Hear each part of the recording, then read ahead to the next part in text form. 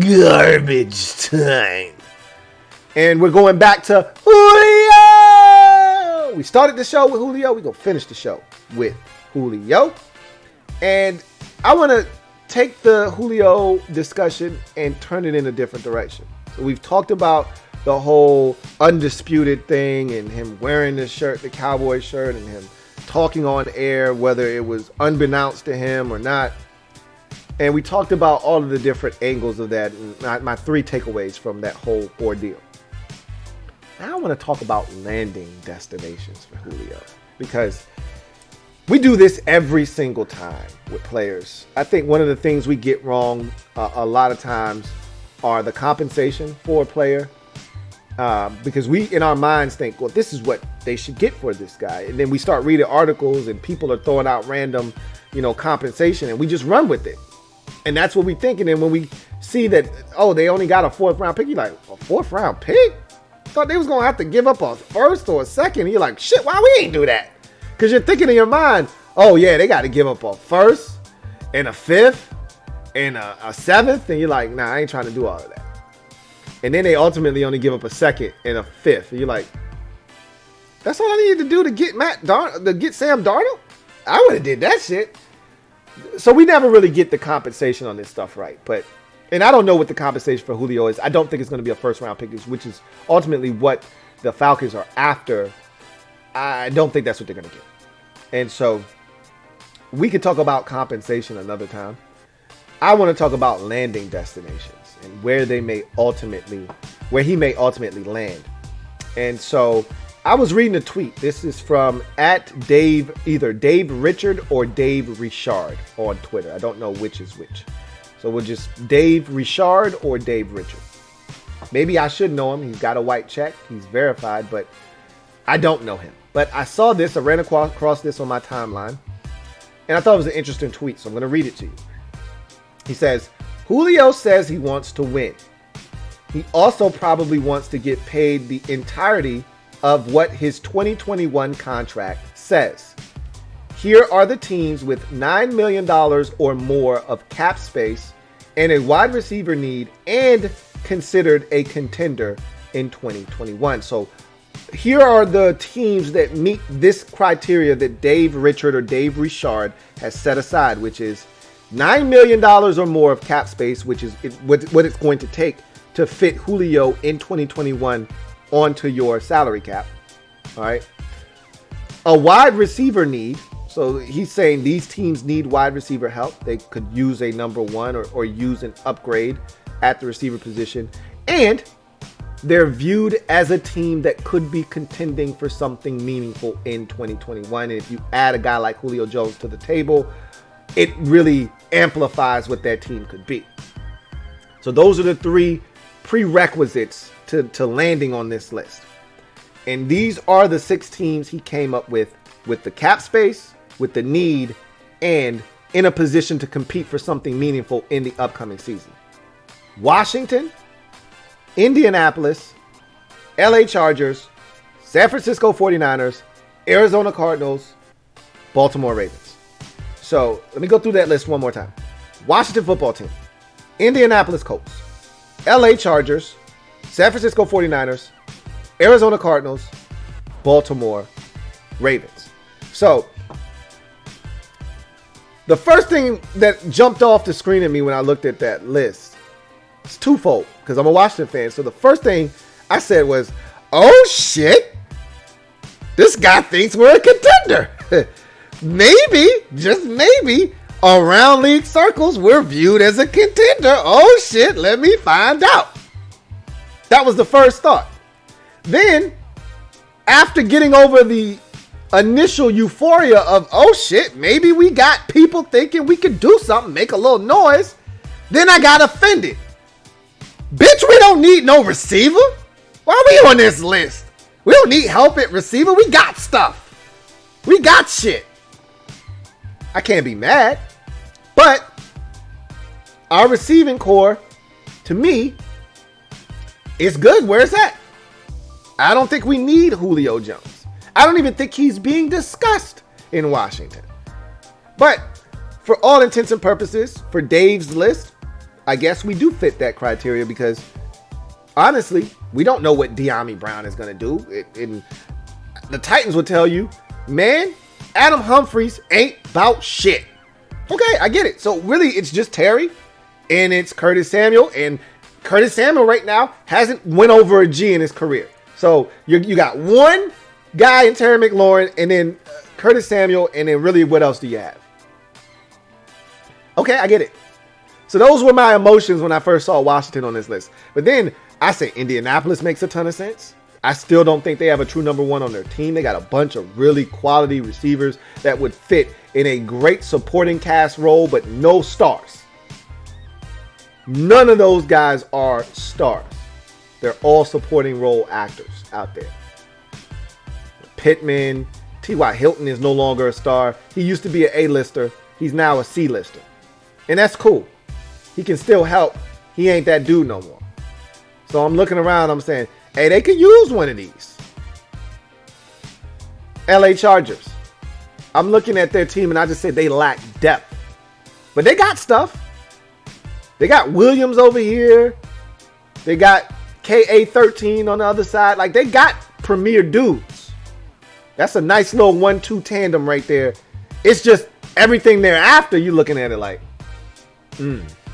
Guyton? Like, and I like Jalen Guyton. Don't get me wrong. The brother can run. He can flat out fly. But I'm like, who are all the rest of these dudes? You trying to convince me that KJ Hill is legit? Guyton? What we doing right now? That's the best we can do for Justin Herbert? Now, they drafted the kid from Tennessee this year.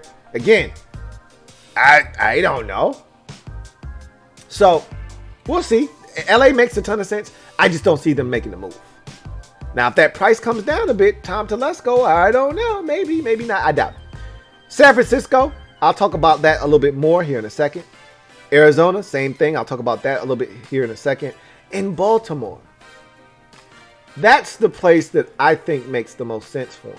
Now, I've got two other teams that I'm going to throw into this mix here in a second, but to me, the team that makes the most sense, the team that could truly use a difference maker like that, and not to shit on Hollywood Brown, because I love Hollywood Brown. I think he's outstanding. But I think they could use a Julio Jones in Baltimore. I think Hollywood Brown is a low-end one.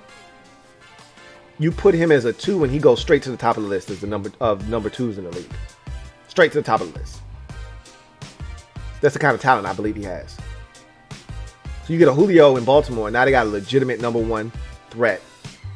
And you got Hollywood, you got Miles Boykin, and you got Devin Duvernay, and you got all these talented other guys that you can just slot in as 4th and 5th and, options and things of that nature. Baltimore would be the spot. You want to win, and you want to have a chance to play with a dynamic quarterback. Baltimore would be it. There's 2 more teams that I want to add into this discussion before we circle back and touch some of these NFC teams. New England and Tennessee. So, New England is interesting because they went apeshit in free agency. And they're talking about how they've really upgraded their football team and they've got all these weapons. But I looked at their receivers that they went out and got, and I'm like, ain't none of those boys number 1s. Hey, I like what Nelson Aguilar did in Vegas last year. Thought it was phenomenal. He's still a number 2 at best. Might even be more of a 3rd option, but he showed me something last year where, hey, I can do number 2. They signed the kid from San Francisco, Kendrick Bourne. Come on, man. Come on, man. Come on, buddy. Come on, buddy. Kendrick Bourne is no more than a 3rd option at best. He's probably more of a 4th option, honestly. If we keeping it a buck and some change with one another. But I take him as a 3. I cut him some slack. Could be a 3rd option for somebody. Probably more of a 4th. And then you look at all the stuff that they already had on the roster, all the other guys that they added. They added a bunch of tight ends and all that good jazz. They don't have a true number one at receiver. So Julio makes a ton of sense in New England. Now, the real question is, do you have the bread to do it? Because I don't know if you do after you went apeshit in free agency. That's the real question for the Patriots. Do you have the money? Don't think they do. That's why they're probably not on this list. Or maybe he didn't think that they were ready to compete. Or maybe he didn't think that they had a need at receiver because of all the moves made in free agency.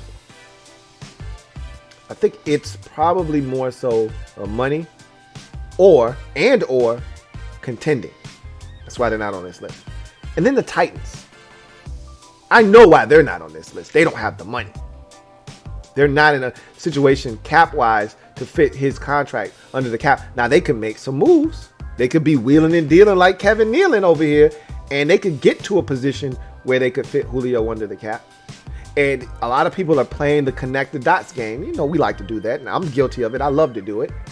And they say, hey, I see this dude over here working out with Derrick Henry in the gym. We know that A.J. Brown idolizes him. That's why he wears the number 11. He already said, I will give up 11 if this man comes here. He's my idol. I would love to play with this dude. I would give anything to play with this guy. I grew up worshiping this dude. I model my game after him. So we know there are ties there. Tennessee could use, like, A.J. Brown is really good. He's really good. But they lost Corey Davis. And I told you, I don't mean to be funny, and I'm not trying to be funny. But, and I told you, anytime somebody says no disrespect, or I'm not trying to do this, or I don't mean any harm, but then the conjunction comes. But every word that then follows is going to be some sort of disrespect or referendum on that player or subject matter that you were referring to. I don't mean any disrespect, but Josh Reynolds is Josh Reynolds. And he's cool. He's not a number 2 in this league, though. Third option at best. And that may be being generous. Maybe being generous. So they could definitely use a Julio Jones out there in Tennessee, man. Even if Julio isn't at the level that he once was, and I don't know if that's the case. I don't think that's the case. But even if he lost a step, it goes from a 4.39 or whatever it was he ran to like a 4.45. And he's still better than 90% of the receivers in the league. And he's still the best receiver the Titans would have. So they could definitely use an upgrade in Tennessee. I just don't know if they're in a position to do it. But I wouldn't count anybody. I wouldn't count New England out. I wouldn't count Tennessee out. So here's another thing that I found interesting. And this is what I wanted to say when I was going to double back to these NFC teams. Ian Rappaport and Adam Schefter, to a lesser degree, said, hey, the Falcons really want to trade this dude to an AFC team. Like, we really don't want to see him in our conference. We don't have to. And I've stated this. If you can. Now, it doesn't always work out that way where you're able to ship a dude off to the opposite conference. Maybe nobody in the AFC is biting. Maybe those lines aren't biting. Those fish aren't biting over there. And an NFC team like Arizona's like, look, man, I give you everything you want. What's good? Like, talk to me. Why are you trying to avoid me? I'm telling you, I'll give you a conditional 2 that could turn into a 1. I'll give you that conditional pick you're looking for. Why are we sitting here playing around? Ain't nobody else giving you that, or you would have took it already. Let me get that, man. Stop playing. Maybe that gets the deal done. Nobody else wants to do it. However, they would prefer to ship him to Indianapolis or the Chargers or the Ravens or the Patriots or the Titans. They would much rather do that.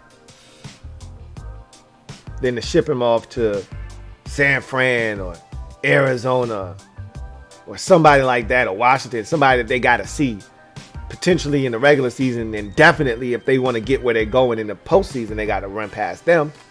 They don't want to do that. That's not what they're looking to sign up for. So these are interesting teams. Indianapolis, and there's a history with Kyle Shanahan and Julio Jones going back to his days in Atlanta as their offensive coordinator when they went to the Super Bowl. So there is a little bit of history there. I don't see him landing in San Francisco at all, just like I don't see him landing in Washington.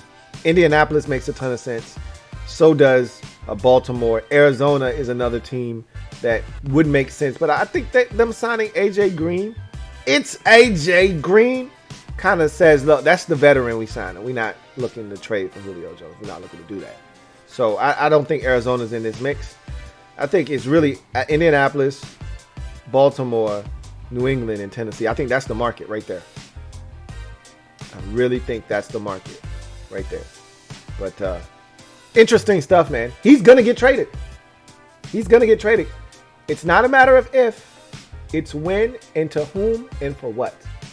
Can't stress that enough.